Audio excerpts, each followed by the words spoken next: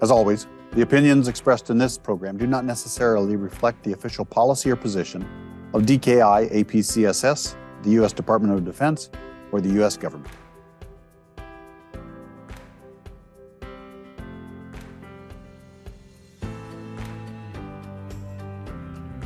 Wars today are 80 to 90% informational, only 10 to 20% violence. Now that was said before the full-scale invasion of Ukraine. Not sure if that assessment may have changed, but hopefully that reinforces just how significant these events have come to be seen on the part of our competitors, and China views these events in much the same way, and also reinforces that central importance of information as a weapon of warfare and as a weapon of competition. From the Daniel K. Inouye Asia Pacific Center for Security Studies in Honolulu, Hawaii, welcome to episode 13 of the Security Nexus Webinar, titled Competing in the Gray Zone. I'm your host, James Minnich, Colonel United States Army and professor here at DKI APCSS. The lines between war and peace are blurring.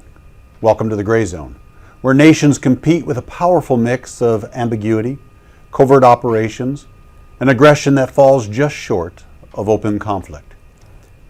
This isn't simply espionage or propaganda as we previously knew it. The gray zone is where the rules bend, technology is weaponized, and democracies find themselves challenged in unprecedented ways.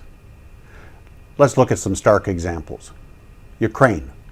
Even before Russia's full-scale invasion in February 2022, we saw years of cyber attacks, disinformation flooding social media, and even unmarked little green men seizing crucial territory in Crimea.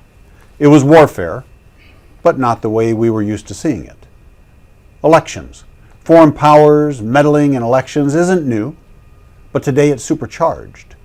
Bots amplifying extremist voices and hacked emails released strategically. These aren't bombs, but they can sow chaos and damage trust in the hearts of democratic systems. And I've seen it firsthand. In 2016, as the Secretary of the United Nations Military Armistice Commission in Korea, I oversaw armistice supervision of a successful operation to repel a fleet of Chinese fishing vessels from the Han River estuary. Now, this gray zone activity targeting the Korean Peninsula's inland water highlights real-world challenges and complexities of gray zone tactics. How about the South China Sea? China's actions here are a masterclass in gray zone tactics. Artificial islands, swarms of fishing boats that are really maritime militia, lasers blinding pilots. It's designed to gain territory without triggering a full-scale war. The gray zone is attractive to powerful nations because it offers plausible deniability, erodes confidence, and blurs the boundaries of international law.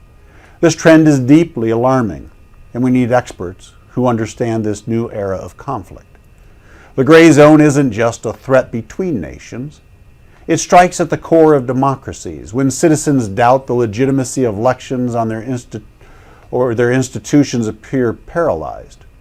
The crucial trust that underpins society is eroded. Authoritarian states understand this and exploit these vulnerabilities with precision. What's worse? The gray zone is designed to confuse. It leaves us debating and asking questions like, was that cyber attack serious enough to retaliate against? Can we truly attribute that economic pressure to a single nation? This ambiguity complicates responses and slows down the very decision-making processes democracies rely on. The old playbooks no longer fully apply. We can't simply build more tanks or strengthen treaties when the attacks are coming through social media, underseas cables, or seemingly legitimate business dealings. This demands a whole new approach, grounded in understanding this unique type of competition. That's why discussions like this are so important. The stakes are simply too high to remain unprepared. We're fortunate to have a leading expert in this field, Dr. Sam Mullins, here with us today.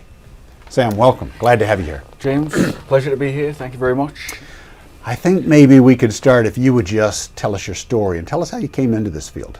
Absolutely. So I probably come at this from a slightly different angle to most people. I started off studying investigative psychology, looking at what drives bad actors essentially, ranging from criminals to terrorists, but also looking at the psychology of military and police responses and things like that as well. So from there, I focused most of my career primarily on issues of terrorism, counterterrorism, and closely related challenges. Certainly that is part of the gray zone, as you know, when we look at the non-state actor contributions in this space and some of the ways that states will work by, with, and through non-state actors as well. I went on to do the PhD then, focused on counterterrorism primarily. Following that, I was very lucky to be picked up by our sister institution, George C. Marshall Center, over there in beautiful Garmisch-Partenkirchen in Partenkirchen, Germany. It's a beautiful spot. It is indeed. And so there I was focused on CT still, but at the same time exposed to a great many Russia experts, obviously at that institution. Following that, I was luckier still. I won the lottery. I was picked up here at APCSS in Hawaii. And although I still do keep an eye on what is happening in the terrorism space, and certainly, unfortunately, that is still very much a problem today. Perhaps that's a discussion we can have another time. But of course, we're also looking at a changing world. We are living in a world of intensifying great power competition. Yes. And along with that comes increasing gray zone competition. And so in particular, since this movement here, I've been focused more and more on those issues. And a few in particular specific issues that I've looked at there have been, again, looking at the way that states are utilizing a range of non-state actor proxies, not just your violent non-state actors, but a range of non-violent proxies as well. Looking also at the implications of climate change for gray zone competition, which is something which is we're seeing impacts of this now, and will only obviously intensify in future. And then third and finally, kind of more recently, been looking at this entire idea of building whole of society resilience to gray zone challenges and threats. So in a nutshell, that's it, and certainly looking forward to the rest of the conversation. Well, let's take it then. Let's start by seeking to better understand the gray zones. The concept of the gray zone challenges traditional notions of conflict, and it resides in the space that really is neither peace nor war. So here's the question. How should we conceptualize the gray zone in today's geopolitical context? Yes, okay, so the caveat here, obviously, it's a contested term, it's a criticized concept, often for lacking analytical clarity and a certain amount of utility. But it's a concept and it's a term that's here to stay.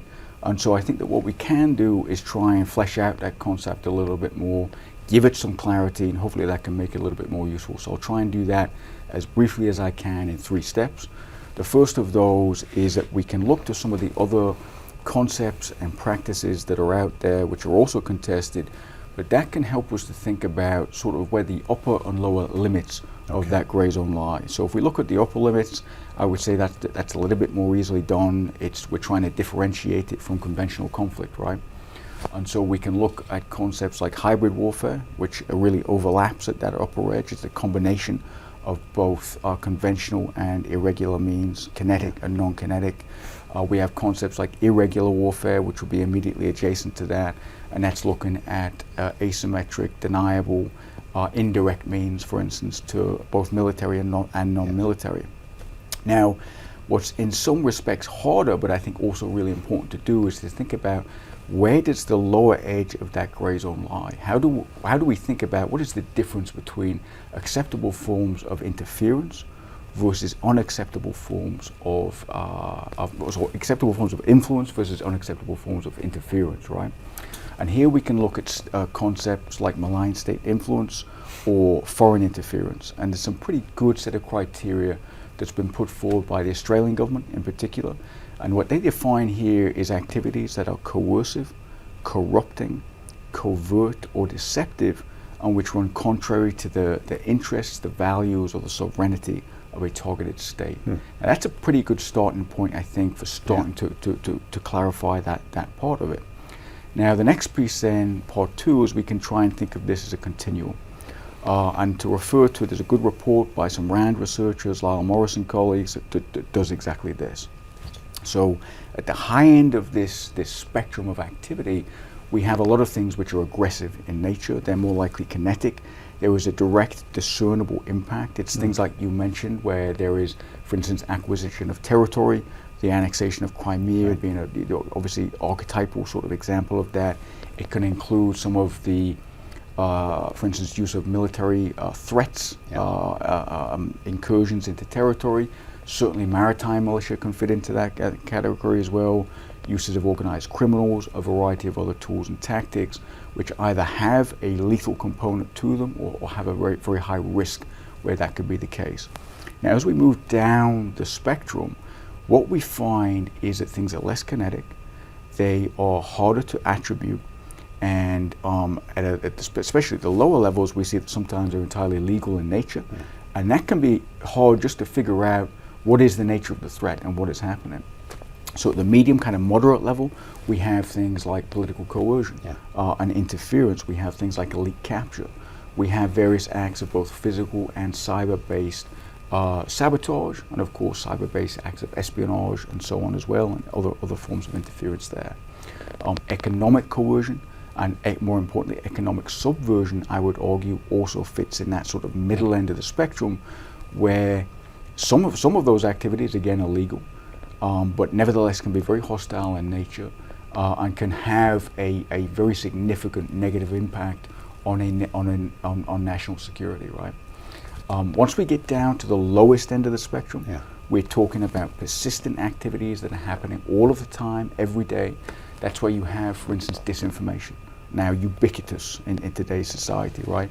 We also though have various attempts to infiltrate, co-opt, subvert, sometimes mobilize diaspora populations or segments of those populations to infiltrate international media organizations, education, civil society organizations, and so on, and to utilize those for political objectives. So that spectrum, again, that's a very brief survey of it, but it gives you a sense of the broad range of activities, ranging, again, at the lowest end from entirely legal, non-kinetic, all the way up to very high-end kinetic activities. The third and final piece to this is to come back to some of the things that you talked about in your opening remarks, and that's to talk about, okay, regardless of what labels we apply to this or what we call it, what are the defining features of these activities? We can list a whole bunch of these things. I'm going to point out one, and you mentioned it already, that is ambiguity. All of these actions in some way, shape or form are attempting to create and exploit ambiguity, to create uncertainty, to delay effective decision making in order to allow the aggressor to advance their objectives incrementally if need be, without triggering a threshold for a meaningful response. Now typically we think of that as in we want to stay below the threshold of a conventional military conflict, and that is absolutely the preference. I would also argue it is designed in general at those lower levels to stay below, for instance, a law enforcement threshold for response or some other form of response. Again, to allow that incremental advancement of objectives, to allow essentially that concept of winning without fighting. That was fantastic. It was actually almost a masterclass in understanding this. It seems, if I pull just a bit on your term of ambiguity, I was thinking as you were speaking that sometimes I think you tell me if it's right, but we see this as ambiguity is into attribution, who did it? But then there could be, well, we know who did it, but what are they actually trying to do? And so ambiguity of intent, is that sound? Exactly right, exactly right. So it's multiple kind of levels, multiple kind of pieces to this, and exactly those two key elements. It can be figuring out what is the intent, is it hostile? It can be figuring out who is responsible or who is really responsible, for instance, for a set of activities. And again, all of that, what that does, it makes it difficult, it makes us hesitate, it means that we don't necessarily intervene, and all the while those objectives are advancing. So exactly right. So it feels like gray zone activities may be increasing, and so I mean we hear a lot of these days about states they're competing with one another on this continuum as you described it in gray zone. So I guess I just ask you then, is gray zone competition increasing, and if so, what do you think why is that the case? Sure. So obviously what we're talking about is not new. You know, gray zone competition is as old as competition, right? I would argue, however, that we are in fact now seeing an increase in gray zone activities. for a variety of reasons. Partly it's that broader context I talked about, the intensification of great power rivalries and what comes with that. I think it has been also sort of perversely incentivized in the post-Cold War era through a combination of successful conventional and nuclear deterrence, along with the rising economic costs of war. And notwithstanding the war in Ukraine, we have seen a decrease over time since World War II in conventional military conflicts, right? And so what that does is that incentivizes other means of competition, other means of pursuing your objectives if you're so inclined. And so again, that incentivizes gray zone activity to some extent. You add to that some of the opportunities that are afforded by advances in globalization, advances in technology that create all kinds of new opportunities. And again, that creates a strong set of incentives for if you like playing in this space. Yeah. The final piece to this, James, though, I would argue it is probably the most important. And that is understanding the way that our competitors have come to view some of the important geopolitical developments since the end of the Cold War. In particular, and there's more than just this, but I think this is the centrally important kind of aspect to it, and that is Russia and China's perceptions, especially around the so-called color revolutions. So this was the series of anti-autocratic, pro-democratic protests and uprisings that we saw in Georgia and Ukraine and the Middle East and North Africa. Now, over time, Russia and China have come to view these not as a series of bottom-up led demands for better governance, but instead as a top-down Western orchestrated conspiracy using largely non-kinetic, non-violent means to exploit the protest potential of these populations and designed to overthrow autocratic regimes. Now, there's a very famous speech that was given, published an article in 2013 by the Russian Chief of the General Staff, Valery Gerasimov, and in it he talks about the blurring of these boundaries between peace and war and the importance of non-kinetic means for achieving strategic effects. In it, he is not talking about Russia's way of war. He is focused really on his perceptions of the Western way of war as he sees it, and specifically these color revolutions. Now this, and it's hard to overemphasize, I think, how important these perceptions are. Certainly within Russia, this has been debated amongst their top military leaders and thinkers to such an extent that at times they've certainly emphasized the importance of non-kinetic and informational means as being more impactful, more effective than conventional military force, and to such an extent that they have sometimes danced around, they never quite said it, but came close to implying that not only was the character of warfare changing, but perhaps even the nature of warfare was changing as well. And and if you're familiar with Clausewitz, that is a pretty profound, again, they haven't outright argued this, but they've come very, very close to it. Very good book, actually, called The Russian Understanding of War by Oscar Jonsson. Highly recommend that to anybody listening. And that really digs into this in detail. To give you one other quick example of this, James, to reinforce the point, another senior Russian general, Andrei Kartopolov, had said, wars of the 20th century were 20% violence, 80% violence to 20% information. Wars today are 80 to 90% informational, only 10 to 20% violence. Now that was said before the full-scale invasion of Ukraine. Not sure if that assessment may have changed, but hopefully that reinforces just how significant these events have come to be seen on the part of our competitors, and China views these events in much the same way, and also reinforces that central importance of information as a weapon of warfare and as a weapon of competition. You've said a lot there. You're talking about the Cold War. I spent the first decade of almost 4-decade military career in the Cold War before the fall of the Soviet Union. It's interesting to hear us, a little nostalgia for the good old days. I don't remember them being the good old days when it was going on, but it seemed to have a degree of clarity between what was going on. So let's pull just a minute on this historical evolution of the gray zone tactics. I mean, to use your own words a little bit, I mean, this is not novel. We have seen some of these things through history, but they're evolving with time to adapt to, as you said, the new geopolitical realities and the technological advancements that are beset us. So maybe I'll ask you this. Could you discuss the evolution of gray zone tactics, mainly focusing on modern technologies and how that has transformed these age-old strategies? Yes, yes. So as you said, certainly been around for a long time. We can, find examples of everything from fake news to, economic coercion, the orders warfare itself, and certainly during the Cold War, a period of very intense gray zone competition, of course. I think that obviously a number of things have happened to transform the way that these activities are conducted in this space. Let me kind of give you a Cold War anecdote then, James. Maybe you'll have some nostalgia around this. So, during the late 1980s, the CIA was providing covert support to the Solidarity movement in Poland, right? It's a workers' union that had gotten involved in essentially agitating against the Communist Party at the time in Poland.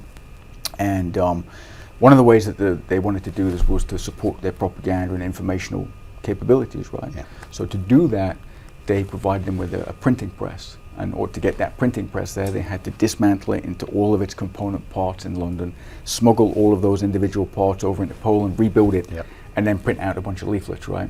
And so the reason I share that now is obviously to think of that in today's context is almost ludicrous, right? In terms of how we had the access and the ability that we have to spread and disseminate information in particular. As a quick side note, the book I'm drawing on for that particular example is a book called The Folly and the Glory by Tim Weiner. Highly recommend it. Great place to get into if you're interested in the history of all this. But obviously, again, it's globalization has transformed the space that we operate in. It's the interconnectedness of our societies economically, politically, and so on. The fact that we have diaspora populations, businesses, all these are things happening or transnationally. And states can now reach across borders so easily and push buttons, pull levers in ways that either they couldn't do before or which were much more difficult to do, right, than in the past. And obviously the internet and social media haven't played the sort of central role, I think, in all of that. If we look at what the internet has done, it has changed espionage. No longer do you have to wait for information, for instance, to be in transit to be able to intercept that. You can access that data at rest on a server or on a machine in another country around the world. You can manipulate, destroy information systems around the world, including to manipulate things like critical national infrastructure. And of course, you can disseminate, as we were talking about, information on a global scale now. So much more easily, so much more rapidly than when you could ever even imagine in the past. And what's important, I think, to bear in mind here is it's the ease of that, it's the lack of cost, and it's the lack of risk involved. And that makes it so hard to deter these activities, and it makes it so much more attractive, I think, to states that want to use those capabilities. Wow. I loved your story about the printing press smuggling into Poland. Reminded me, 2 weeks ago, met with our colleague Beth Kuntz. We talked about the information environment and how that is, a trifurcation of our cognition, the content we're developing, and the technology. And so whether the technology was, of course, as simple as a printing press or much more complicated it is today, the environment is evolving, but the environment has been an environment.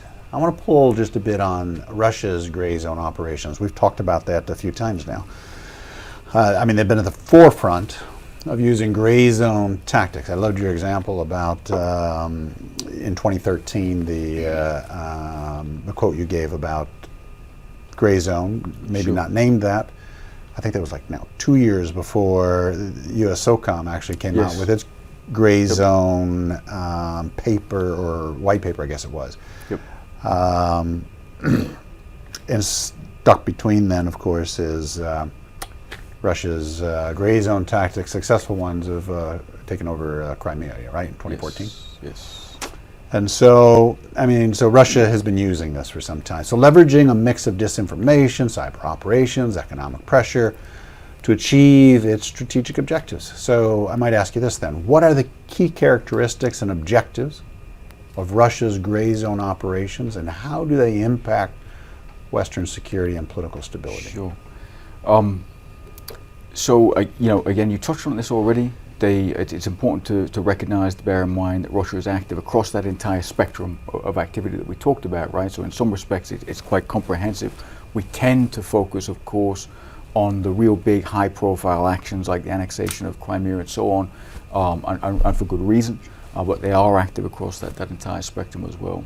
So with that in mind, though, I will highlight a couple of things which I think are distinguishing in terms of Russia as we can compare to some of the other actors. So one is related to Crimea and other activities. They are particularly active at the aggressive end of the spectrum. Yeah. They are particularly willing to accept the risk of escalation at that level. Sometimes, as we saw in Ukraine, eventually escalating above the threshold of war. And in operating in that space, again, it's a variety of different actions. To give another couple of examples, for instance, we look at Russia's use of private military companies like the Wagner Group and others. Yeah. And it's important there to bear in mind their use of private military companies is very, very different to any other countries. Deliberately keeping those PMCs, or ostensibly PMCs, illegal the entire time that they were utilizing them, to add to that sense of plausible deniability, to keep them literally in a legal gray zone the whole time that they're acting, and to again, to sort of make it easier to use them across a range of different spaces. So very, very aggressive in their use of application of PMCs, aggressive in their territorial acquisitions, also aggressive, for instance, their use of organized crime gangs, which were part of the annexation of Crimea and the Donbass in Ukraine, and also utilizing organized crime actors, for instance, to conduct political assassinations in Europe. So very, very active at that aggressive level. I think much more willing than other actors to escalate above that level if they feel the need to do so. And so certainly that's been one of their defining features. The other piece to it, though, is almost at the other end of the spectrum. Of course, it's all combined, and that is their heavy reliance and use of disinformation. Yeah. It is hard to overstate how central that is to the Russian approach to gray zone competition. It grows out, certainly at least in recent history, of their approach during the Cold War, of course, when they utilized so-called active measures and disinformation as part of that. And it's a completely different philosophical understanding or approach to the concept of truth. You know, in a sort of a Western context, we tend to think, well, there's a verifiable truth, and it's based on evidence and fact, and we can show that, and of course, everybody will be convinced by that.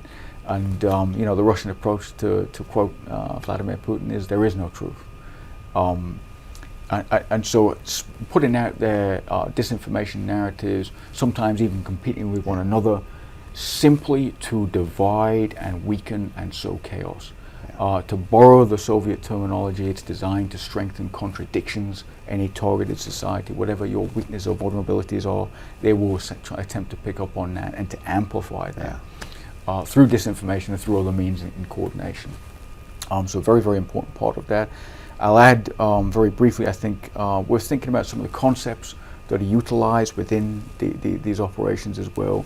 So one of the kind of theoretical concepts that is sometimes applied or attempted to be applied by Russia is reflexive control, and that's the idea of manipulating or tricking your opponent into unconsciously acting in a way that in this case suits Russia's interests rather than their own. And we saw that, for instance, I think in the initiation of the Russo-Georgian conflict in 2008, and it's something that Russia attempts to apply, I think, more generally across some of these operations as well. In terms of the impact that this is having, obviously we focus first and foremost on Russia's near abroad. That tends to be one of their key areas of focus. They want to be treated as an equal power to the United States, at least equal.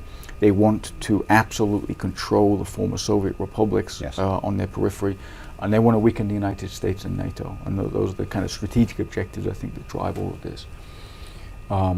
And so obviously we see a very immediate impact on those countries in the near abroad, constantly on the defensive against political interference and disinformation. That is absolutely the case across a lot of Western Europe to a different degree as well. We saw the political interference attempts in the United States in 2016, in France in 2017. Yeah. We've seen allegations across Europe, across parts of Asia, of political interference as well. And I think, and again, we look at looking globally, some of their activities and their growing activities on the African continent, particularly concerning there too. And so, although we think of it as a primarily European kind of security challenge, and in many respects it is, there are global implications to all of that, and they are active at the global level as well. Amazing.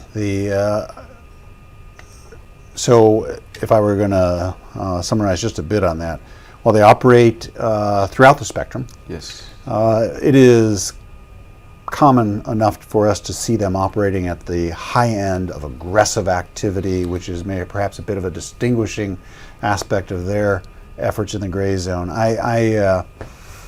Maybe we'll talk a little bit more on this in a minute, but without delving too deep, it made me think about how if they're operating at a high intensity, aggressive end of the spectrum, and we're trying to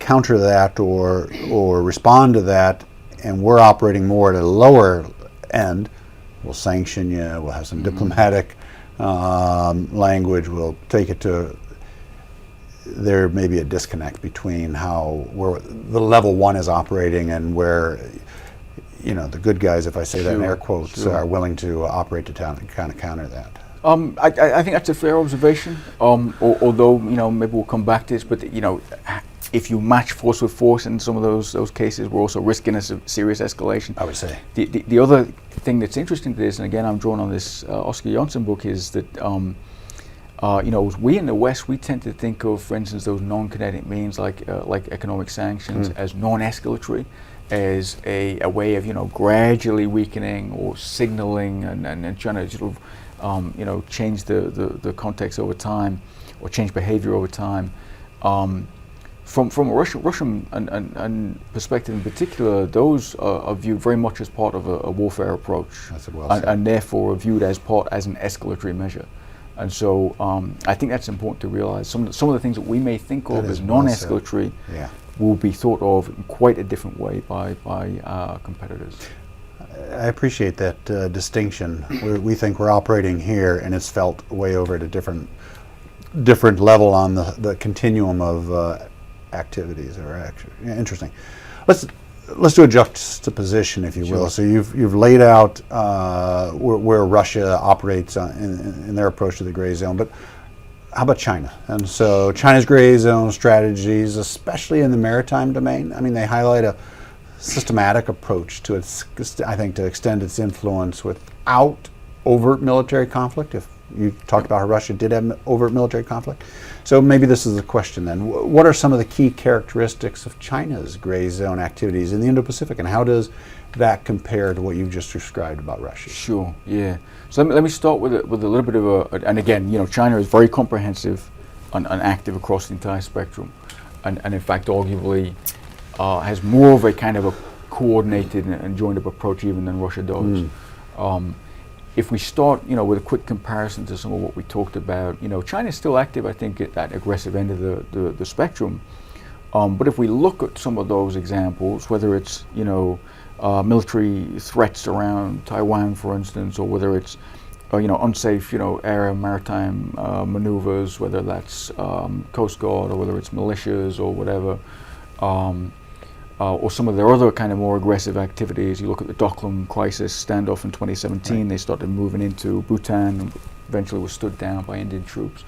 or we look at those kind of fatal clashes that have occurred along the border with China and India. So there is still some of that activity. There is, yes. There are some other things we can look at. Use of organized criminal proxies in places like Hong Kong and Taiwan. Yeah. But you compare that to Russia's activities at that aggressive level, and they sort of pale in comparison. We're not looking at these, large scale, incursions into others' territory. We're not looking at the same risk of fatalities and so on and so on. So certainly deeply concerning at that level, but doesn't compare to Russia's willingness to operate at that level. Likewise, if you look at, for instance, China's use of disinformation, which is definitely there. You look at, for instance, spreading of false information about policies by the Democratic Progressive Party in Taiwan, for instance, trying to undermine legitimacy of the government. You look at spreading rumors, about disinformation about the sources of the pandemic, trying to blame the United States. So it's there, but it's not as pronounced, and it's not as ingrained in their approach to all of this as is Russia's. Arguably, they're more and more taking a note from Russia's playbook as time goes on, but less pronounced. So what kind of does define it? I would say that a couple of things. First of all, you mentioned maritime. So just by nature of geography, China's gray zone competition to a large extent is in the maritime space, and again it's coordinated. You have a layered approach, right? You have maritime militia operation coordination with the Coast Guard, and PLA Navy in an overwatch kind of role in that scenario. You have the artificial island building, the militarization of those structures. You have the use of, we would call it lawfare, legal tools to try and legitimize that approach. You even have, for instance, what we might call the weaponization of tourism, sending tourists to those disputed features, for instance, further legitimizing those claims. And so a layered and comprehensive approach is certainly part of what they do, and especially also, again, in the maritime space. I would argue that they are particularly patient compared to the Russian sort of approach, less willing to take the same sort of risks at that aggressive level. And then there's a couple of other tools that I think that, although Russia uses, play better to China's strength. One of those is the economic set of tools that they have to apply. Obviously a much greater set of economic tools available than Russia has. And that includes, sometimes it's more blunt kind of version, economic coercion. We refuse to buy your pineapples or your wine or whatever it happens to be. But more concerning again are those sort of longer term, more subversive sort of economic efforts to gain access, for instance, critical dual use technologies, for instance, give strategic, economic, and of course military advantage over time. And those are some of the key features. Along with, I would add, I think, a different approach to political interference than Russia. Russia, certainly again, it's all a matter of degree, but they're best known, for instance, the hack and leak type of approach combined with extensive use of disinformation. China, I think, tests most of those sorts of tools and techniques on Taiwan more first and foremost, but more generally what we see is, I think, a great deal of effort to cultivate political elites who will act in their favor. And a very good example of that, if you're not familiar with it, would be the case of Sam Dastari, who was a former senator in Australia, forced to resign in 2017 because he had essentially been compromised to the extent that he was speaking out against his own party in favor of the PRC positions in the South China Sea. So that gives you a sense, I think, of some of the tools that they've relied on and the overall kind of approach. And in terms, obviously, of the impact for the region, for the Indo-Pacific, it has created, I think, an enormous sense of concern about the security environment across the region. Certainly, as you know, the international fellows that come to our institution here at APCSS increasingly are negative about the situation, or pessimistic. They see a deteriorating security situation as a result of these activities. And along with that, of course, is the potential for escalation that again would have global implications. The final point I'll say here, though, James, is, and this applies both for Russia and China, right? And that is the more that these states have relied, I think, on gray zone competition and coercion as a way of engaging with other states to pursue their objectives, the more that other states are starting to say enough is enough and are starting to push back. And so I think that that approach can only get you so far before it starts to backfire as well. I want to pull on what you talked about last, which these responses are how states are feeling, but I mean, that was really quite in-depth and comprehensive to help us better understand both Russia and China's approach. And so, responses. I mean, the West has been formulating responses to gray zone challenges, aiming to navigate this fine line between deterrence and escalation. I mean, those were your words earlier. And so, how effective have strategies been in countering the gray zone aggression, and where do you see room for improvement? Yes. So, to kind of not to labor, but to reiterate that point is that, deterrence when we're talking about gray zone is so much harder than if we're talking about conventional military conflict, because if you either threaten a high-end form of escalation, it is either going to be not credible because it's unrealistic sort of response, or it is, or it's going to be escalatory. And if you are the one that escalates the situation and is perceived to be the one doing that, then you are going to lose a certain amount of legitimacy in the international court of opinion, and you will lose international support for your position, and that's going to make it much more difficult to compete effectively in that space. So to what extent have strategies to push back been effective? It is hard, obviously, to get a real sense of that, but certainly they are generally heavily criticized, I would say, on a number of grounds, but in particular we are generally slow, we are generally reactive rather than proactive,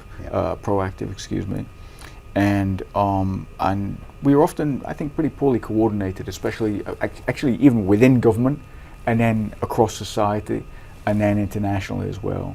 And so those are some legitimate points of criticism in terms of how we've managed to deal with some of these things. And again, look at, for instance, South China Sea, how far things were able to advance, and to paraphrase, some of the commentary on this, they've essentially established de facto control over that entire area, right? And you can disagree, we can debate that point. But it's looking at how slow we've been to sort of react while these incremental steps are taking place. All of that said, I think that there is plenty of case-by-case good examples where states have been pushing back and have dealt quite effectively with some of these acts, right? So I mentioned the Doklam crisis. So India stood up and China stood down in that particular encounter. It's a case of at least an individual case where they managed to deter further encroachment. We look at, for instance, France's approach to safeguarding their 2017 political elections. Taiwan's efforts more recently, right? They've done a fantastic job, it seems. Australia, I think, is doing some really good efforts. I mentioned the Story case, and since that time in 2017, they've revamped, their whole approach to and beefed up their approach to dealing with foreign interference. And I think it's there's still work to be done, but a lot of examples, I think, of good practice are coming out of that. And then there are other, states like the Philippines, for instance, starting to be a little bit more kind of willing to stand up in the maritime space, and more willing also, I think, importantly, to showcase that to the world, to video these incidents, to show people what is happening, and to expose some of that coercive behavior. So I think that what do we do to improve is, we've got to look at some of those cases of best practice, as many as there are. We've got to try and learn whatever lessons we can from that, take those lessons, try and apply them as much as we can to our own circumstances. And we've got to address those fundamental questions that I talked about, those criticisms. So how do we get from being reactive to proactive? How do we become more agile and more responsive in this space? And for government, that's hard always, right? And how do we coordinate better and kind of come up with a more collective and sort of unified kind of approach to this? Amazing. More complicated than I think I had initially thought. Let me ask you to put your futurist hat on. Sure. And think about the future trends in this gray zone competition. So as geopolitical tensions evolve and new technologies continue to emerge, the gray zone competition landscape seems like it's likely going to just continue to shift. So looking ahead, how do you anticipate the strategies and the tools of gray zone competition changing? And then what would nations do to stay prepared, to stay ahead? Sure. So as we look to the future, I think the first thing you can do is try and look at, as we were, right, a little bit about the history and how that things have evolved in that space. And one of the obvious things that we kind of observed there was obviously, it was advances in globalization, it was advances in technology that transformed a lot of the opportunities that are available. And so we can expect, and we're already seeing cases where, technological innovations and so on, where that is doing this, that we're starting to see potentially another kind of revolution, if you like, in some of this activity. The obvious one there, and it's already been applied and will only get more sophisticated, and that's artificial intelligence. And that can be applied across the board, but certainly for things like political interference and disinformation in particular. And so we're certainly going to see some, I think, probably quite rapid advances there. Just over the horizon, we have things like quantum computing, which I don't even pretend to understand, but certainly is going to transform espionage and access to information and all of these things that go along with that. Yeah. And so that certainly, the implication of that is pretty obvious for states. Is stay up to date with technology, keep an eye on what's happening, develop your own capabilities, because those same tools that are going to be used offensively are going to be so important defensively as well. And so we're going to figure out how do we work those into our counter strategies. I will add this though, we got to be careful not to look at this purely as a technological problem, not to fixate on the technology alone, because if you look at a lot of the activities that are taking place and a lot of the, I would say, successful activities that are taking place, in fact, they're not technologically based at all necessarily. Elite capture, that's taking people on lavish trips. It's either bribing them or extorting them using age-old sort of techniques that have been around forever. And so if we fixate too much on technology, we're potentially losing sight of some of these other tried and tested non-technological means, which is still a foundational part of all of this, right? Yeah. And then the final thing I'll say, if we're thinking about the future and how this can evolve, is, and this is drawing on this work I've done looking at the implications of climate change, and that's figuring out, okay, what are the bigger, broader sort of changes that are happening in the world? What are the mega trends that we're seeing? How are those going to either shape gray zone competition and or be shaped by it? And then what do we do about it? And I don't have time, of course, to go into all of that right now, but I will just say as an absolute basic minimum, what we need is climate literacy for our security services and for those people involved in this gray zone competition. No, well said. No, and you're right, time is slipping past us. I want to ask you one last question, and real simply, you've described this well. Do you have some strategic recommendations on how to get after it? Okay, so this is the hard part, right? It is. What do we do about it? There's a number of things that states need to be doing, and we can kind of list those off, and it's things like developing more effective legislation, right? Looking at things, how do we deal with things like political interference and suspicious foreign direct investment and things of that nature. There are things at the sort of operational level that we need to do, and it could be investigations and prosecution sometimes. It could be operations in maritime space, for instance. There are things economically, of course, that we need to do. We look at things like friendshoring and nearshoring, all these things that are being done cooperatively to reduce our vulnerability to various forms of economic coercion and manipulation. And so, again, we've got to look at all these different pieces of the puzzle and figure out how do we fit those together in an effective way. I will try and emphasize two things in particular, though, that I think need to be part of an effective gray zone sort of counter strategy, if you like. One of those is, and this comes back to our competitor emphasis on the importance of information, and that is that we have to have, I think, a really centrally important informational strategy, and that connects to all of the other pieces. So for instance, operationally, if you go out and counter incursions in your maritime space, for instance, but there's no information strategy associated, it's like that old proverb, if a tree falls in the forest and nobody hear it, did it really happen, right? And so that, I think, is a key part of this.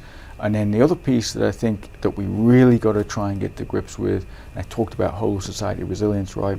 And I talked about the difficulty of deterrence, right? At least through threats of punishment.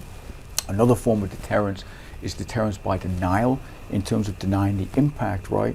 And making some of those activities less attractive because there's no real reward to them.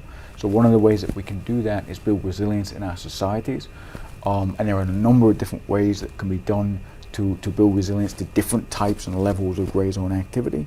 But the big takeaway there is that we are thinking outside of just government. Government cannot do it alone, and in fact sometimes it's probably really not the right actor to be doing it at all. That's a good point. Oftentimes civil society, private sector are on the front lines of all of this, and so we really got to figure out how do we coordinate and work better together as we approach this challenge. Nicely said. To maximize the remaining time we have, I want to transition to the audience questions. We've got about a half a dozen questions, got about 8 minutes, so let's do a lightning round. Let's talk first about the concept genesis. Where did this term come from? Okay. What's the story? So to the best of my knowledge, James, and it's probably incomplete, you mentioned the 2015 SOCOM paper, the gray zone. Yeah.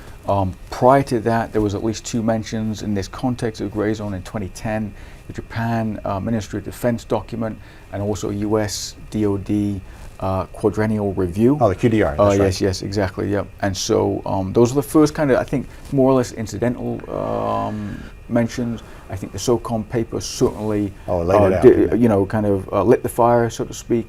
And that was picked up very quickly also, for instance, the academic analytical community, 2016 paper by a guy called Frank Hoffman, very well known. And it's entered political, a general discourse ever since then. That's my best account of it. You're right. Secretary Gates, 2010. I mean, he did say gray zone, gray area activities. It's coming. Get ready for it. Yeah, and the idea of a gray area, think about legal gray areas and so on, is not particularly new, right? No, it's been around since God knows when, and so this is just applying it, if you like, to a particular problem set. Strategic metrics. How do we measure this, and how do we know we're being effective, right? Yeah, good question. Oof. Okay, so I'm not aware of any specific set of metrics per se. I know there's a lot of data analytics and so on that people are working on to look at this.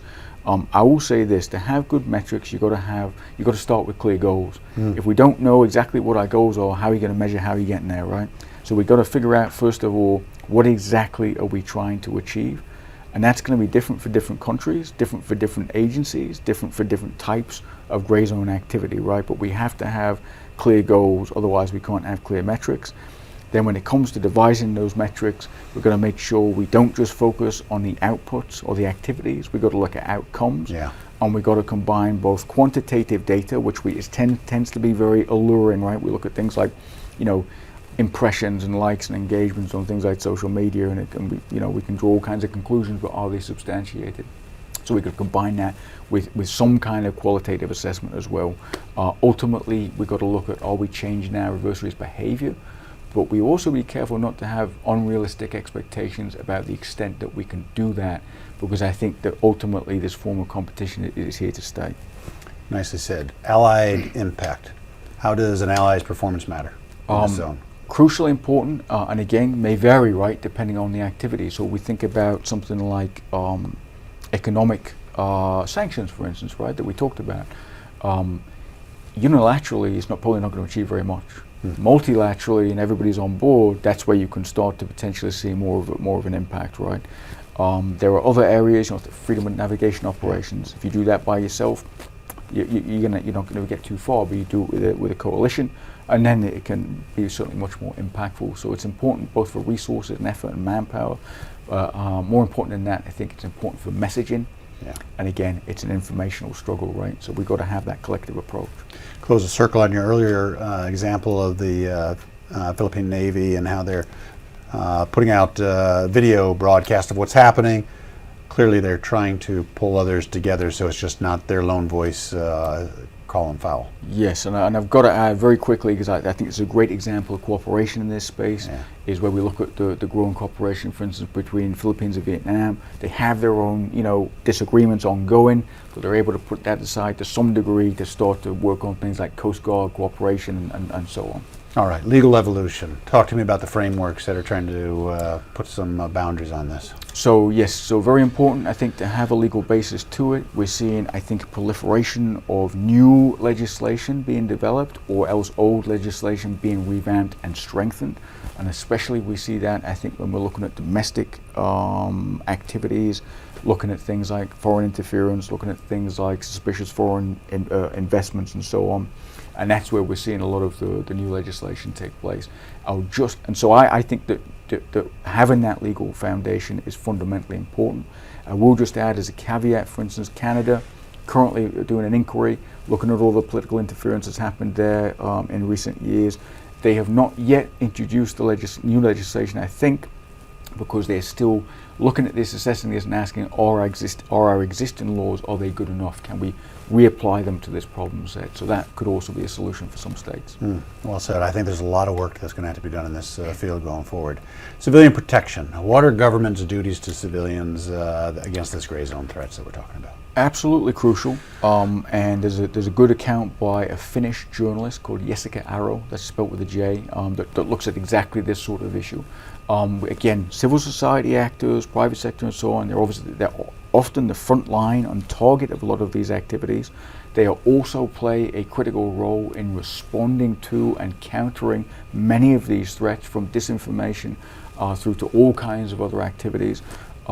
They are sometimes very directly and consistently targeted and victimized by malign state actors, and so it's critical that we protect them and that we enable them to continue the good work that they're doing. Here's the last one, maybe the hardest, conflict escalation. You talked about it before, but how do we prevent it from happening? Okay, so again, we have that potential for escalation absolutely there, and there's various hotspots we can look at now, right, where it can take place. One thing that's important, I go back to the RAND study, we talked about that continuum, and one thing that they've argued in that paper, I think there's some validity to this, is that at the high-end aggressive end of the gray zone, as much as deterrence is generally hard in the gray zone, at that high-end aggressive level, more conventional forms of military deterrence actually can be applied, because we are looking at some kinetic activities and some territorial incursions and things of that nature.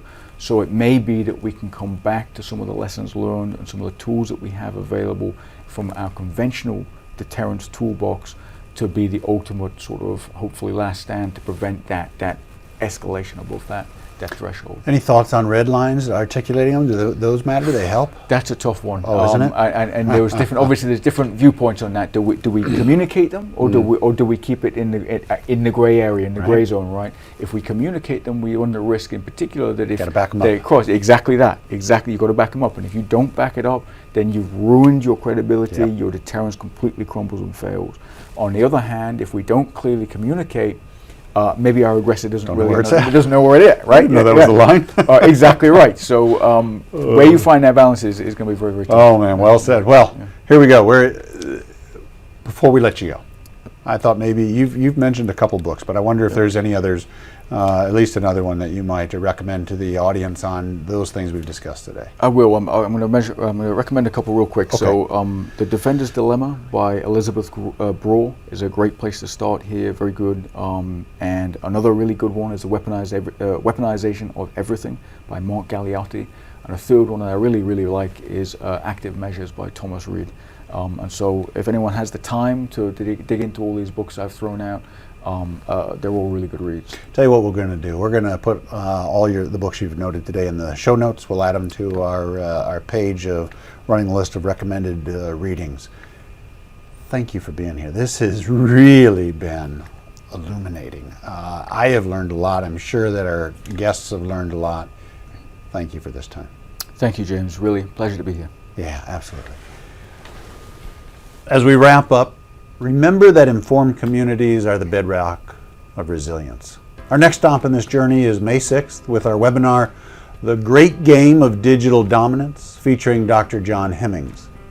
We'll explore how technology is being used to control populations, rewrite history, and reshape the global order. A game with far-reaching consequences. From all of us at DKI APCSS, thank you for being part of this important conversation. I'm James Minnich, and until we meet again, aloha oi. As always, the opinions expressed in this program do not necessarily reflect the official policy or position of DKI APCSS, the U.S. Department of Defense, or the U.S. government.